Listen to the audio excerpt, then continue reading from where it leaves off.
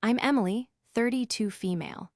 I live in a small, quiet apartment overflowing with books, a stark contrast to the sprawling mansions of my family. I work as an archivist, spending my days preserving other people's histories while my own felt like it had been deliberately misplaced. My life was a carefully constructed fortress of solitude, built to protect me from the long shadow cast by my family's wealth and their blatant favoritism. This is the story of how a single envelope, handed to me by a complete stranger, gave me the key to not just unlock my own history, but to completely rewrite my family's future. Before this story unfolds, I'd love to connect with you. Please let me know in the comments where you're watching from and what time it is in your corner of the world. It's amazing to see how far these stories can travel. To understand my family, you have to understand the dynamic between my brother, Leo, and me. It wasn't just a simple case of sibling rivalry, it was a carefully cultivated hierarchy, and I was always at the bottom. Leo was the sun around which my parents, Catherine and David, orbited. He was the heir, the golden child, the one destined to carry on the family legacy, a legacy built on my father's shrewd and often ruthless investment banking career. I was the afterthought, the quiet, bookish daughter who never quite fit into their world of galas, yachts, and strategic alliances disguised as friendships. From a young age, our paths were set on divergent courses. Leo was enrolled in the most prestigious private schools, his summers spent at elite camps that taught coding and entrepreneurship. His every achievement, no matter how small, was celebrated with lavish gifts and praise. When he won a regional tennis tournament at 16, he was given a brand new sports car. When he got accepted into an Ivy League business school, my father gifted him a portfolio of stocks worth a small fortune. His life was a series of open doors, each one leading to a room more opulent than the last. My life, on the other hand, was a series of closed ones. My academic achievements were met with polite, almost dismissive, acknowledgement. I was a straight-A student, a voracious reader with a passion for history, but these were not qualities my parents valued. "That's nice, dear," my mother would say, her eyes already scanning the room for someone more important to talk to. While Leo was being groomed to take over the world, I was encouraged to find a suitable husband, to be a quiet, respectable accessory to a powerful man. My passion for history was seen as a quaint hobby, not a serious career path. When I chose to pursue a master's degree in archival studies, my father had simply sighed. "Well, as long as it makes you happy, I suppose. Just don't expect it to pay the bills." The financial disparity was the most glaring symbol of our different stations. My parents funded Leo's every whim. His first startup, a disastrous social media app for pet owners, burned through $500,000 of their money without a second thought. My father called it a learning experience.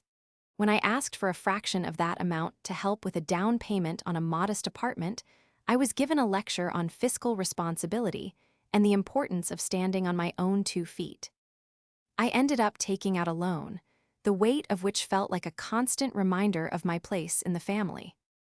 I learned to be self-sufficient, to navigate the world without the safety net that Leo took for granted. I found a quiet satisfaction in my work at the City Archive, a place where history was valued, where the stories of ordinary people were preserved with the same care as those of the rich and powerful. My small apartment, filled with second-hand furniture and floor-to-ceiling bookshelves, was my sanctuary. It was a world away from the cold, minimalist aesthetic of my parents' mansion, a house that never truly felt like a home. The years passed in this familiar rhythm of quiet exclusion. I saw my family on holidays and birthdays, occasions that felt more like corporate obligations than genuine gatherings. I would watch Leo, ever the center of attention, regale my parents with tales of his latest venture, his voice booming with a confidence that only unearned success can bestow. I would sit on the sidelines, a ghost at the feast, my presence acknowledged but never truly felt. The breaking point, the moment that set the stage for everything that was to come, arrived on Leo's 29th birthday. It was a milestone that my parents decided to celebrate with their trademark subtlety. A lavish party at their estate, a guest list that read like a who's who of the city's financial elite, and a series of gifts that would have been obscene for a king, let alone a man who had yet to achieve anything of his own merit. I had considered not going. The thought of spending an evening smiling politely while my brother was showered with adoration was physically draining. But a small, stubborn part of me refused to be erased completely. I was their daughter, and I would not allow them the comfort of my absence. So I put on a simple, elegant dress that I knew would be deemed understated by my mother, and I drove my sensible sedan through the wrought iron gates of the world I had been born into but never belonged to. The house was ablaze with light, the sound of laughter and champagne flutes tinkling in the air. It was a scene of perfect, manufactured happiness, and it made my heart ache with a familiar sense of alienation. Little did I know, this night of grand celebration was the prelude to a revelation that would shatter the foundations of my carefully constructed world and set me on a path I never could have imagined. The party was exactly as I had anticipated, a spectacle of excess. A string quartet played softly on the terrace, uniformed staff moved through the crowd with trays of champagne and impossibly small hors d'oeuvres, and the air was thick with the scent of expensive perfume and self-congratulation. My mother, Catherine, was in her element, gliding through the guests with a practiced smile, her diamond necklace catching the light of the chandeliers. She was a master of social theater, and this was her command performance. She spotted me as I entered, her smile faltering for a fraction of a second before being quickly restored. "Emily, darling," she said, her voice a smooth, cool melody. "You made it. Your father is with the Hendersons. Do try to mingle." It wasn't a suggestion, it was a directive. In her world, mingling was a form of social currency, and my quiet nature was a liability. I found my father, David, by the grand fireplace, deep in conversation with a man whose face I recognized from the financial pages. He gave me a brief nod, a gesture that managed to be both an acknowledgement and a dismissal. "Emily," he said, before turning back to his conversation about market fluctuations. I was a footnote in the story of their lives, and tonight was no different. I retreated to the edge of the room, finding a strange comfort in my role as an observer. From my vantage point, I could see the entire performance unfold. I saw Leo, holding court in the center of the room, his laughter loud and confident. He was surrounded by a coterie of admirers, all of them hanging on his every word as he spoke about his latest, disruptive tech venture. It was, from what I could gather, an app that used AI to generate personalized cocktail recipes. It sounded absurd, but in this world, presentation was everything, and Leo was a master of it. The main event of the evening was, of course, the gift presentation. My father, a man who rarely showed emotion, took the microphone with an almost theatrical flourish. "To our son, Leo," he began, his voice echoing through the suddenly silent room. "A young man of vision, of ambition. On his 29th birthday, your mother and I wanted to give you a small token to help you on your journey." What followed was anything but small. First, there was the car, a limited edition luxury sports car, the keys to which my father dangled in the air before handing them to a beaming Leo. Next came the announcement of a $20 million investment in his new company, a sum that drew gasps from even this jaded crowd. But the piece de resistance was the mansion. My father presented a velvet box containing a key and a deed. "The house on the hill," he said, referring to a stunning piece of modern architecture that overlooked the city. "It's yours, son, a place to build your future." The room erupted in applause. Leo, for his part, played the role of the humble, grateful son perfectly. He hugged our parents, his voice thick with emotion as he thanked them for their unwavering belief in him. I stood frozen, a statue in a sea of celebration. It wasn't the money that hurt, not really. It was the casual, public declaration of my worthlessness. It was the knowledge that in their eyes, Leo was the future, and I was nothing. I felt a wave of nausea. I had to get out of there. Slipping out onto the terrace, I leaned against the cold stone balustrade, taking deep breaths of the night air. The city lights twinkled below, a beautiful, indifferent audience to my silent pain. I don't know how long I stood there, but eventually the sound of footsteps approached. It was Leo. "There you are," he said, his voice still buzzing with excitement. "Did you see the car? It's a beast." "I saw it," I said, my voice flat. "What's wrong with you?" he asked, his brow furrowing in genuine confusion. "It's a party. You could at least pretend to be happy for me." "Happy?" I repeated, a bitter laugh escaping my lips. "You're given a mansion and $20 million for an app that makes cocktails, and you want me to be happy." His face hardened. "It's not about the money, Emily. It's about potential. Dad sees my potential." The implication was clear. He had it, and I didn't. "No, Leo," I said, turning to face him, my voice trembling with a rage I had suppressed for years. "It's not about potential. It's about preference. It's always been about preference. You were the chosen one, and I was the spare. And tonight, they just made it official." He shook his head, a look of pity on his face that was more insulting than any anger. "You just don't get it," he said, before turning and walking back into the warmth and light of the party, leaving me alone in the cold darkness. That was the moment something inside me snapped. The years of quiet acceptance, of swallowing my hurt and disappointment, were over. I didn't know what I was going to do or how, but I knew that I could no longer be the gray ghost in my own family's story. The celebration of injustice I had just witnessed was not just an insult, it was a catalyst. It was the beginning of the end. The days following the party were a blur of numb routine.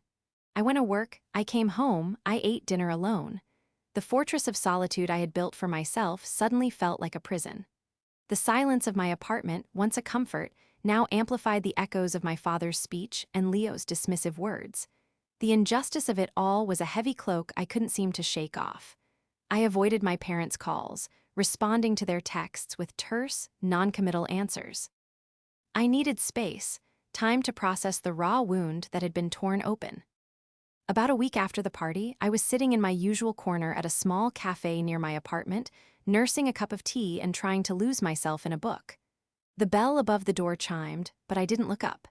It was a quiet afternoon, the place half empty. Then, a shadow fell over my table. I looked up to see an elderly man, dressed in a simple but well-tailored suit. He had kind, weary eyes and a gentle smile. "Excuse me," he said, his voice soft. "Are you Emily?" I was taken aback. "Yes," I said, my guard instantly up. "Do I know you?" "No," he said, "but I knew your grandmother.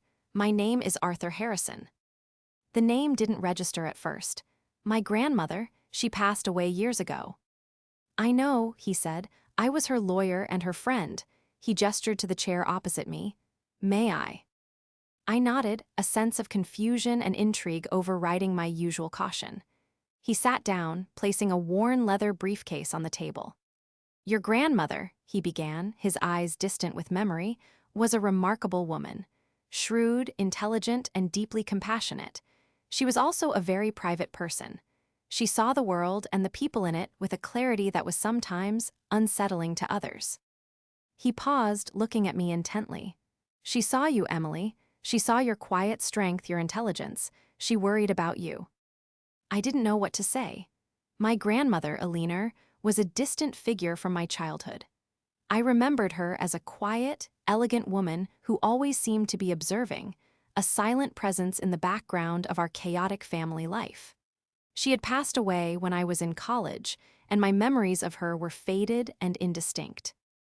Mr. Harrison opened his briefcase and took out a thick, sealed manila envelope. My name was written on the front in a familiar, elegant script that I instantly recognized as my grandmother's. "Eleanor left this for you," he said, sliding it across the table. "With very specific instructions. I was to give it to you only after your brother's 29th birthday. She was, as I said, a woman of remarkable foresight." My hands trembled as I took the envelope. It felt heavy, freighted with a significance I couldn't yet understand. "What is it?" I whispered. "It's her story," he said, "and, in a way, it's your story too. She stipulated that I should be present when you read it in case you have questions, but she wanted you to read it first." I broke the seal and pulled out a stack of papers, filled with the same elegant handwriting. It was a letter, dozens of pages long. I started to read, and the world around me faded away. The letter was a revelation. My grandmother, the quiet, reserved woman I barely remembered, had been the true architect of my family's fortune. She came from old money, a family whose wealth had been built over generations, not in the flashy, high-risk world of investment banking, but in land, art, and solid, long-term investments. She had met my grandfather, a man of modest means but great ambition, and fallen in love. When they married, her family had been skeptical, but she had been determined. The bombshell was this: the initial capital that had launched my father's career, the seed money for his entire empire, had come from her. It was her inheritance, a vast fortune that she had entrusted to her son, David, with the understanding that it was family money, to be managed wisely and passed down equitably. But as I read on, the story took a darker turn. My grandmother wrote of her growing disillusionment with her son. She saw how the money changed him, how it fueled High's arrogance and his obsession with status. She saw how he and my mother fell into a pattern of rewarding Leo's brash confidence while ignoring my quiet intelligence. She described, in heartbreaking detail, moments she had witnessed. My parents praising Leo for a mediocre school project, while my own, more accomplished work was overlooked. My father telling a business associate that Leo was the future of the company, while I was in the room. "They are blinded by the reflection of themselves they see in your brother," she wrote. "They value noise over substance, arrogance over quiet competence. I tried to speak to your father, to remind him of his duty to both of his children, but he is a proud man. He sees the wealth as his own creation, and he believes he has the sole right to dispose of it as he sees fit." Then came the final, devastating blow. My grandmother, realizing that my father would never treat me fairly, had taken steps to protect me. She had secretly, and legally, separated her original assets from the wealth my father had generated. She had created a trust, a separate and untouchable entity that held the bulk of her original inheritance, and she had made me the sole beneficiary. The letter ended with a passage that I would never forget. "My dearest Emily," she wrote, "I am leaving you not just a fortune, but a choice. You can use this to build a life of your own, far from the shadows of your family, or you can use it to hold your father accountable for his greed and his blindness. The choice is yours, but know this, you are not the forgotten one, you are the one I remembered." I looked up from the letter, my eyes blurred with tears. The quiet old man sitting opposite me, a stranger just minutes before, now felt like a lifeline. The envelope didn't just contain a letter. It contained my past, my present, and a future I had never dared to imagine. It contained justice. I sat in stunned silence, the pages of my grandmother's letter resting on the table like sacred texts. The clatter of cups and the low murmur of conversations in the cafe seemed to come from a great distance. My world had been fundamentally altered. The narrative I had lived with for 32 years, the story of the overlooked daughter, the charity case, the one who simply didn't measure up, was a lie. I was not a footnote in my family's history. I was the heir to its foundation. Mr. Harrison watched me, his expression patient and understanding. He had known this day would come, had carried this secret for years, waiting for the right moment to deliver a truth that would either liberate me or destroy me. "I know this is a lot to take in," he said gently. "She left it all to me," I finally managed to say, my voice a hoarse whisper. "The original inheritance." "She did," he confirmed. "Legally, it is ironclad. Before she passed, we spent the better part of a year restructuring her assets. She created the Aliner Vance Trust. She named it after her maiden name to keep it discreet. The assets within that trust, which constitute the core of the family's original wealth, were never legally transferred to your father. He was granted stewardship, the right to manage and invest them, but not ownership. He has been, for all intents and purposes, the fund manager for a portfolio that now belongs entirely to you." The scale of it was dizzying. I wasn't just financially independent. I was wealthy on a level that dwarfed even the obscene gifts my parents had lavished on Leo. The $20 million they had given him was a drop in the bucket compared to the value of the trust. Why, I asked, looking from the letter to Mr. Harrison. Why did she do it this way? Why the secrecy? Your grandmother was a student of human nature, he explained. She knew that if she had confronted your father directly, he would have fought her, tied up the estate in legal battles for years. He would have seen it as a betrayal, an attack on his pride. And in the process, he would have poisoned your relationship with him completely, likely disowning you out of spite. She wanted to avoid that if possible. She wanted to give you the power to let you decide how and when to reveal the truth. She was giving you control over your own destiny, something your parents never did. He was right. A public battle would have been ugly, a feast for the gossip columns. My grandmother had chosen a quieter, more strategic path.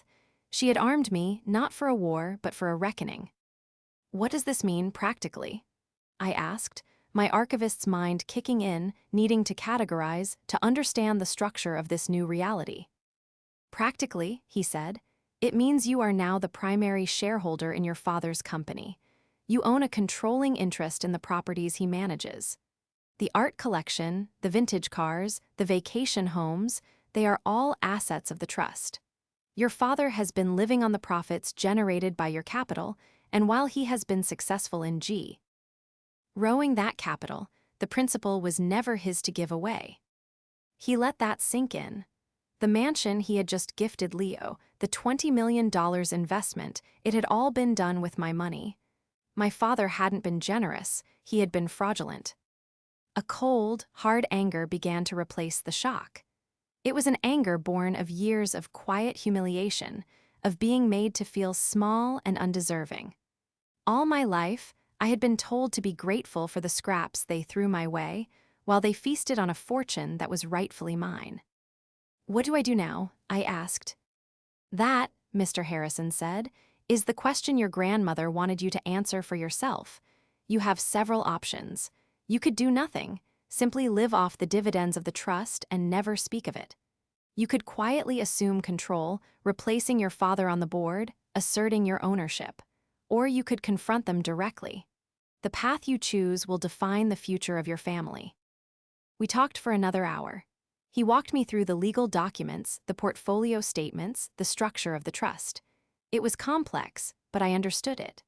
My work as an archivist had given me a meticulous attention to detail, an ability to see the patterns in a vast collection of information.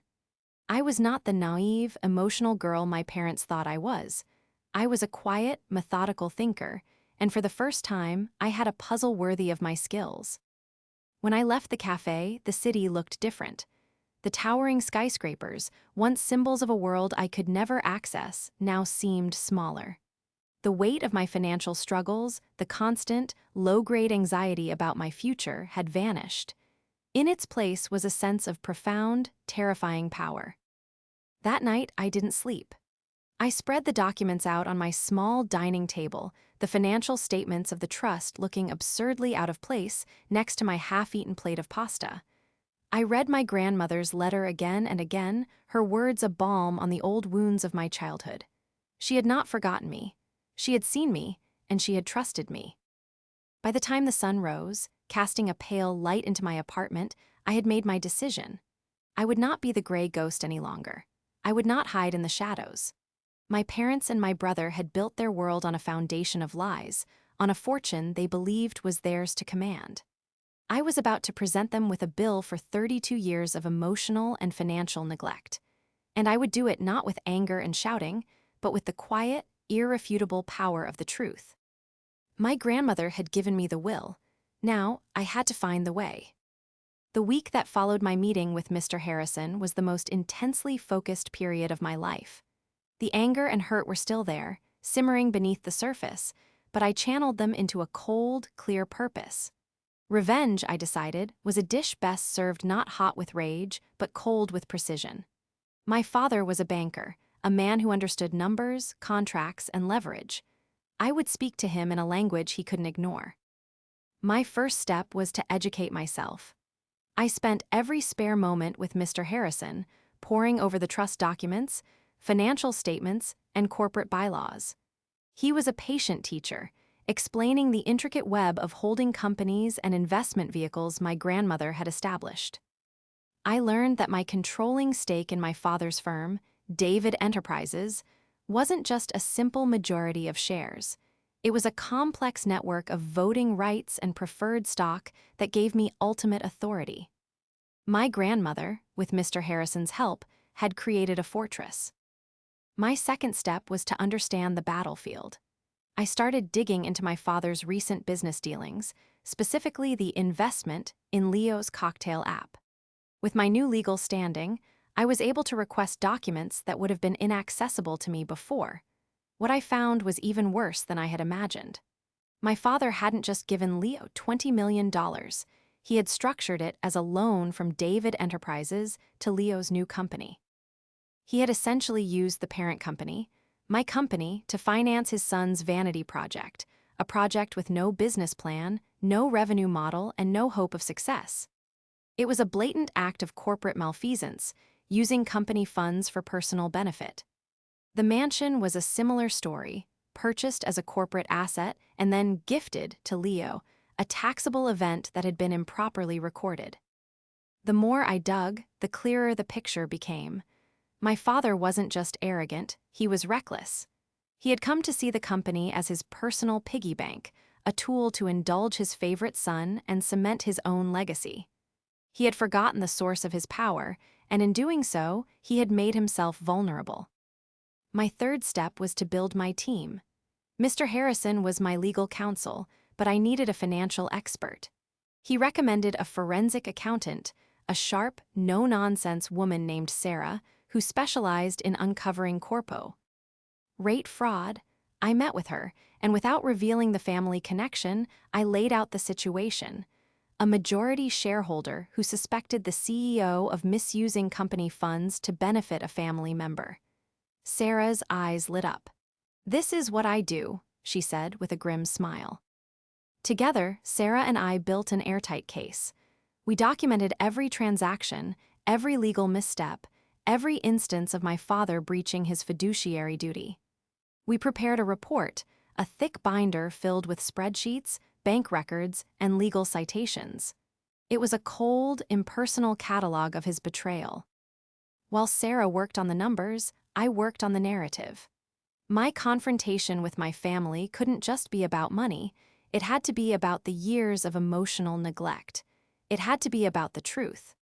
I decided the venue for this revelation would be a family dinner, a command performance. I called my mother, my voice calm and steady, and invited her, my father, and Leo to my apartment for dinner the following Saturday. The request was so out of character that she was momentarily speechless. "Dinner at your place?" she asked, her tone a mixture of surprise and condescension. "Yes," I said, "I have some important family news to share. It's time we all sat down and talked." The curiosity was too much for her to resist. She agreed, though I could hear the skepticism in her voice. She probably imagined I was going to announce an engagement to some suitably bland, unthreatening man. The day of the dinner, I prepared meticulously. I cooked a simple, elegant meal, the kind of food they would never serve at their lavish parties. I set my small dining table with the best plates I owned, and on the sideboard I placed 3 identical binders, one for my father, one for my mother, and one for Leo. As I waited for them to arrive, a wave of anxiety washed over me. What if I couldn't go through with it? What if, when faced with my father's anger and my mother's disapproval, I reverted to the quiet, invisible daughter they had always known? I took a deep breath and looked at the framed photo of my grandmother I had placed on my bookshelf. In the picture, she was a young woman, her eyes sparkling with an intelligence and a strength that felt like a legacy. "You are not the forgotten one," her letter had said. "You are the one I remembered." Her memory gave me strength. This wasn't just for me, it was for her. It was for the truth she had so carefully preserved. The doorbell rang. I opened it to find my family standing there, looking deeply out of place in the modest hallway of my apartment building. My father, in his expensive suit, my mother, in her cashmere wrap, and Leo, with his look of casual entitlement. They walked in, their eyes scanning my small apartment with a mixture of pity and disdain. "This is cozy," my mother said, the word hanging in the air like an insult. "It's home," I said, my voice even. "Please have a seat. Dinner is almost ready." They sat at the table, an awkward silence descending. They were in my world now, a world they didn't understand and didn't care to. The power dynamic had already begun to shift. The pieces were set. The game was about to begin. We ate in a tense silence, the conversation stilted and superficial. My mother commented on the wine, my father asked a perfunctory question about my job, and Leo scrolled through his phone, clearly bored. They were performing their familial roles, oblivious to the fact that the stage they were on was about to collapse. When the meal was over, I cleared the plates and brought out the coffee. Then, I walked to the sideboard and picked up the 3 binders. I placed one in front of each of them. "As I said, I have some family news to share," I began, my voice clear and steady. The tremor in my hands was gone, replaced by a surge of adrenaline. "I believe you'll find everything you need to know in those binders." My father scoffed, picking up the binder as if it were a piece of trash. "What is this, Emily? Some kind of report?" He opened it, his eyes scanning the first page, a summary of the Aliner Vance Trust. My mother and Leo followed suit, their expressions a mixture of confusion and impatience.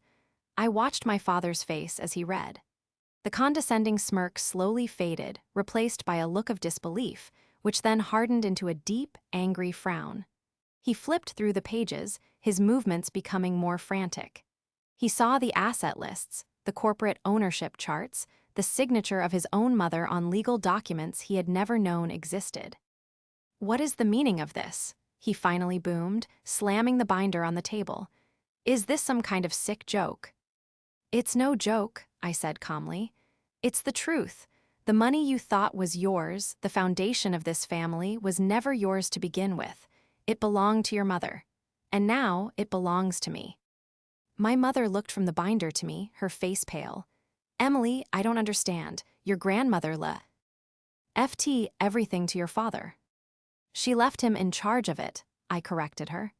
"She made him the steward, not the owner. She knew he wouldn't be fair, that he would favor his son over his daughter, so she protected me.